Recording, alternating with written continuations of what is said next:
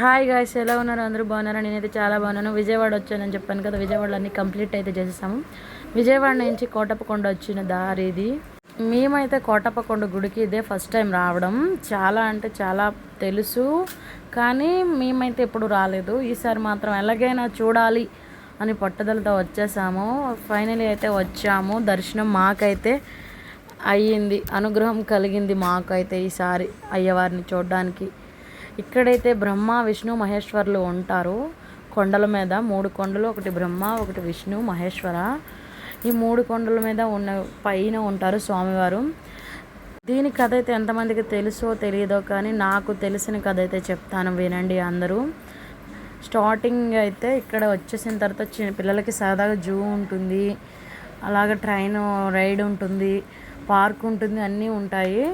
ఇక్కడ కంప్లీట్ అయిన తర్వాత కొండ మీదకి వెళ్ళాలి. కొండ మీదకి వెళ్తే అక్కడ నుంచి వ్యూ చాలా బాగుంటుంది.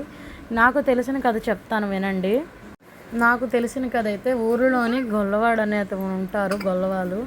వాళ్ళకి ఒక పాప పుట్టింది. పాప పుట్టితే పుట్టిన కాడి నుంచి సిరి సంపదలు అయితే బాగా కలిగాయి వాళ్ళకి. కలిగినందుకు పాపకి ఆనందవల్లి అని పేరు పెట్టారు. ఆనందవల్లి పేరు పెట్టిన తర్వాత పెరుగుతుండగా అంతా బాగుంది వాళ్ళకి. ఊరిలో వాళ్ళు ఆవులు వాళ్ళకి మేపు తీసుకెళ్ళమని ఇచ్చేవారు. ఆ గొల్లతను పైకి కొండ మీదకి ఆవులన్నింటినీ మేపుకు తీసుకెళ్ళి సాయంత్రం అయ్యేటప్పటికి తీసుకొచ్చేవారు. అలాగే అన్ని ఆవులు తీసుకొస్తుండగా ఒక్కసారి ఒక ఆవుకు మాత్రం ప్రతిరోజు పాలు మాత్రం ఉండట్లేదు అని ఆనందవల్లి డౌట్ పడి పైకి అయితే ఆ ఆవు వెనకాతలే వెళ్తే స్వామివారు పాలు తాగుతుండగా చూసింది ఆనందవల్లి. చూసి, స్వామి నీకు పాలు ఆవు ఇస్తుందా? ఈసారి నుండి లేదు స్వామి, నేనే తెస్తాను, నా చేతులతో నేనే కొండ కింద నుండి తీసుకొచ్చి నీకు నేను ఇస్తాను స్వామి అని అంటే అయ్యా స్వామివారు సరే అని అనుగ్రహించారు. మేమైతే బొట్లు పెట్టుకున్నాము. ఇక్కడ పైకి వచ్చాం కదా, అనుగ్రహించిన తర్వాత రోజు ఆనందవల్లి కింద నుండి పాలు పైకి తీసుకొని వెళ్ళి స్వామివారి ఆకలి తీర్చేది. నా చిన్న కొడుకు ఏమంటున్నాడు, అలసిపోయావా నడిచి నడిచి? కారులోనే కదా, ఎక్కడ నడిచావు? అలసిపోయావు? ఎందుకు అలసిపోయావు? కారే కదా ఎక్క కూర్చున్నావు. ఎత్తుకున్నది మేం కదా, నువ్వెందుకు అలసిపోయావు?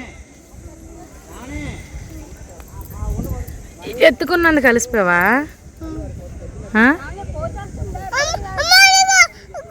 విన్నారా కోతులు వెనకతలారా పరిగెడుతున్నాడు.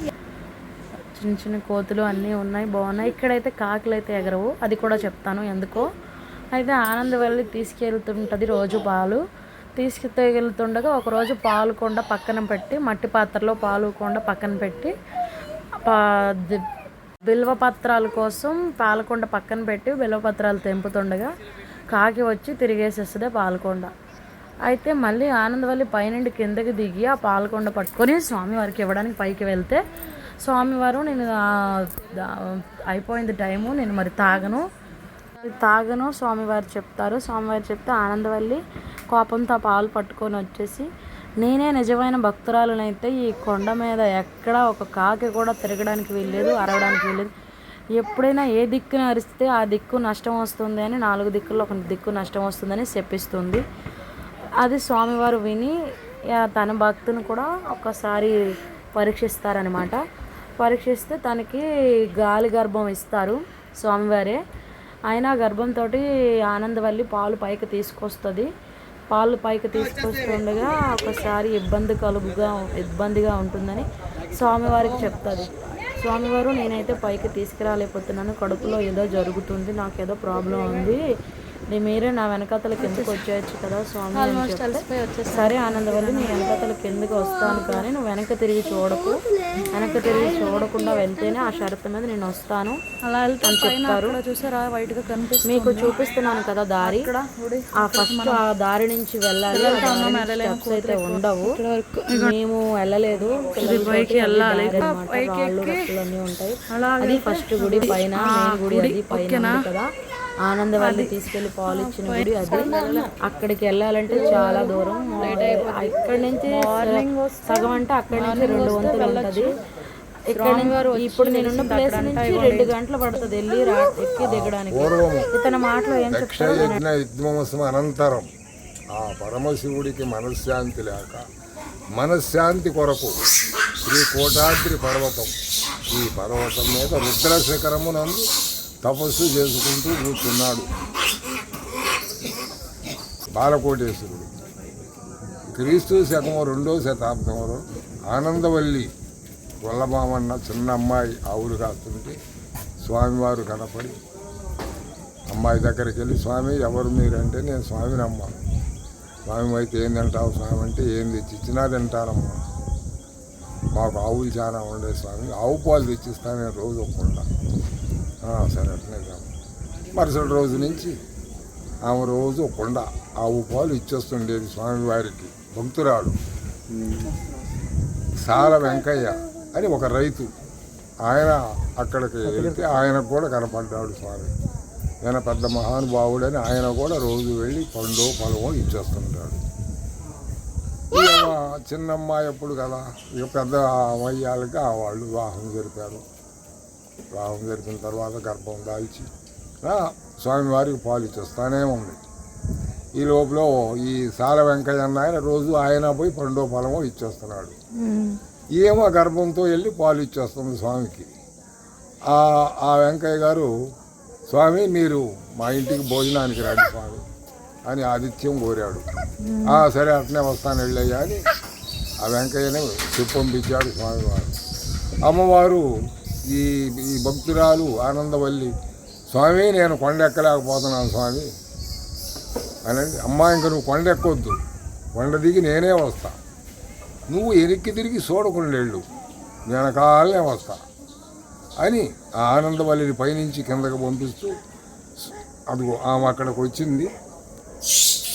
స్వామివారు ఇక్కడ వచ్చా బయలుదేరాక ఆయనకి పెద్ద పెద్ద శబ్దాలు, ధ్వనులు, ఆ పాద దాడికి కొండంతా ప్రళయమైన శబ్దాలతో వచ్చాలకి ఆ ఆనందవల్లి పక్కకు తిరిగి చూసి శిలరూపకం అయిపోయింది. స్వామివారు శిలరూపకం అయిపోయాడు.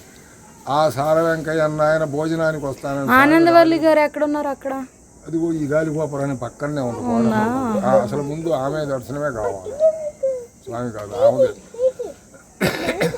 ఇంటికి భోజనానికి వస్తానని స్వామి రాలేదని ఆ సాల వెంకయ్య మళ్ళీ ఇక్కడికి వచ్చి చూస్తే అక్కడ శిల, ఇక్కడ స్వామివారు స్వయంగా లింగరూపం. స్వామి స్వామి అని మళ్ళీ ఇప్పుడు పోయి స్వామి దగ్గర పోయి పలకరి.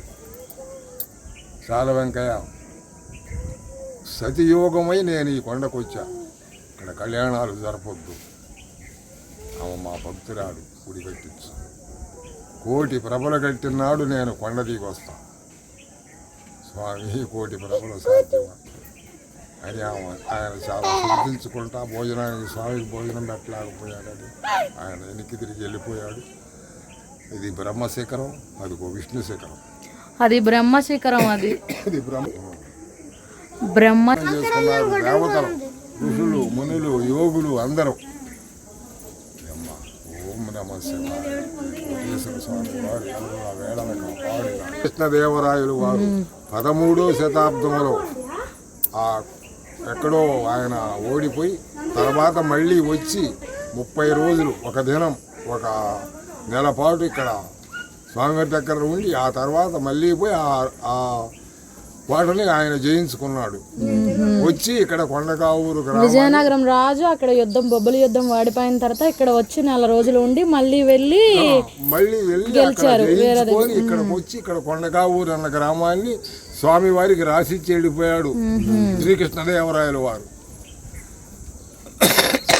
ఓం నమ శివాయ. 13వ శతాబ్దంలో జరిగింది. తాతగారు అయితే అదే చెప్పారు, ఆనందవల్లికి అదే, నాకు తెలిసిన అదే తాతగారు చెప్పారు. ఆ పైనుండి స్వామివారు అయితే వెనక్కి తిరిగి చూడకుండా ఆనందవల్లిని వెళ్ళమన్నారు. ఆనందవల్లి అలాగే అని వెనక్కి తిరగకుండా వచ్చింది. విష్ణు సుదర్శనం కొండకాడి నుంచి బ్రహ్మ కొండ దగ్గరికి వచ్చేలోపు శిఖరం కాడికి పెద్ద పెద్ద శబ్దబేరీలు వినిపించడంతో ఆనందవల్లి వెనక్కి తిరిగి చూసింది. స్వామివారు బ్రహ్మ శిఖరం మీదే శిల అయిపోయి ఉండిపోయారు.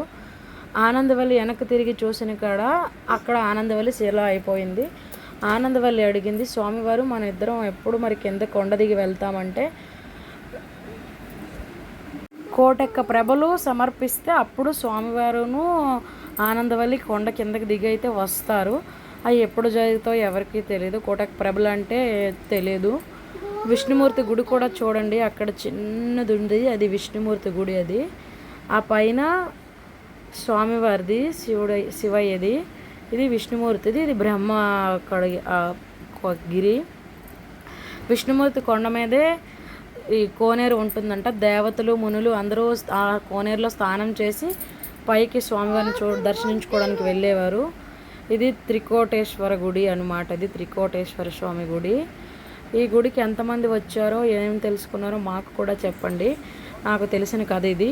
ఎవరైనా ఫస్ట్ స్వామివారు ఆనందవల్లికి వరం ఇచ్చారు, నువ్వు ఇంతగా నా కోసం చేసావు కదా అని చెప్పి ఆనందవల్లిని ఫస్ట్గా దర్శించుకొని వచ్చి నాకు వచ్చి దండం పెట్టుకొని వాళ్ళ కోరికలు అన్నీ తీరుస్తాను, వాళ్ళ ముడుపులై చెల్లుతాయని స్వామివారు అయితే అనుగ్రహించారు. ఆనందవల్లి గుడికి వెళ్ళిన తోవైతే ఇగోండి, ఇది ఇలా వెళ్ళాలి. ఫస్ట్ ఎంట్రన్స్ మేము లిఫ్ట్లో వచ్చాం కాబట్టి ఇటు నుండి వస్తుంది. మెట్ల మార్గం నుంచి వస్తే మీకు ఫస్ట్ ఆనందవల్లి గుడే వస్తుంది. ఆనందవల్లి అమ్మ వారిని దండం పెట్టుకోండి, చాలా మంచి జరుగుతుంది. అక్కడి నుంచి ఇలా నంది నుంచి వస్తే ఇలాగా స్వామివారి గుడికి అయితే వెళ్ళాలి. మీరైతే ఎర్లీ మార్నింగ్ వస్తే ఈ అమ్మవారిని దర్శించుకొని